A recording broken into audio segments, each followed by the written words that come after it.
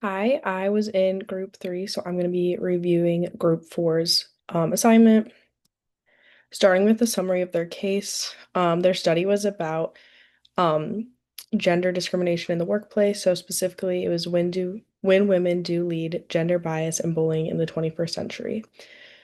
Dr. Barbara McManus shares experience of gender bias and ongoing workplace sexism.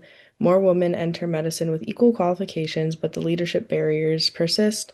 Gender stereotypes continue to shape treatment of female professionals, and Dr. McManus, an accomplished physician, researcher, and professor, along with young chief of surgery, is extremely qualified and has lots of credentials, as you can see, but her authority was continuously questioned.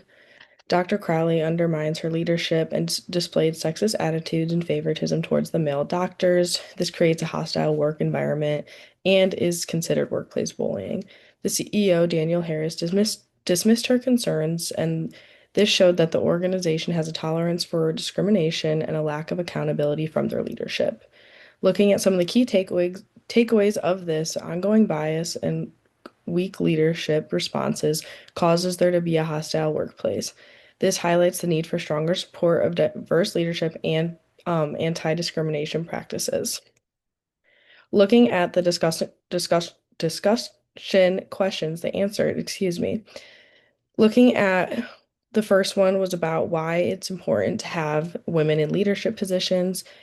This improves representation and breaks barriers, brings diverse perspectives and better decisions, and promotes more equal and supportive workplace. Looking at responding to sexist behavior, by ignoring it, it avoids the conflict, but then it also allows the behavior to continue. If you report the behavior, it can create accountability, but there is the risk of backlash, which can impact future opportunities in their career. Both options have pros and cons, so it is a difficult decision. And then looking at Dr. McManus's choices in her situation, her options are to stay or to leave. To stay, she would keep her position and possibly influence others, but she's going to have to keep dealing with this gender discrimination and bias. If she leaves, she will get rid of that toxic environment, but she'll lose the role that she has. And like if she gets a new role, there's still a chance that there could be gender discrimination there. Looking at the CEO's response to the whole case and situation, he dismissed her complaints, which shows poor leadership, and there was a lack of accountability and support. This all contributed to the toxic work environment that allowed for the bullying and gender discrimination. Looking at the parts of their presentation that I agreed with the importance of women in leadership roles. They did a great job discussing why it's important to have that representation. I also think they did a great job looking at the clear barriers that women in the workforce face. They are constantly judged and looked at differently than their male counterparts. And so it was really important that they discussed those barriers. I think they had a good evaluation of the CEO's response. I agree that he has poor leadership and is allowing for there to be a toxic work environment. And then lastly, looking at some of the strategies they gave for women's leadership and success, it is unfortunate that women do have to take a different approach. However, I do think that they gave good strategies for women to think of when they're trying to be in these leadership roles. Being the devil's advocate and looking at things that could have been different, I think they overgeneralized the gender differences. Claiming that women are more collaborative or emotionally intelligent may rely on some of those broad generalizations. It risks being able to reinforce the stereotypes, even if it is positive. And then the question about this is, are these traits due to gender or is it because of social conditioning and the organization and structures that we have set up?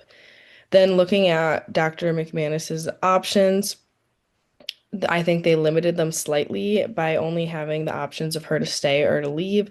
I think it misses some of the opportunities of um, going to HR or finding different approaches. I just think there's more that could have been done than just the stay or leave. I think that really limits her choices.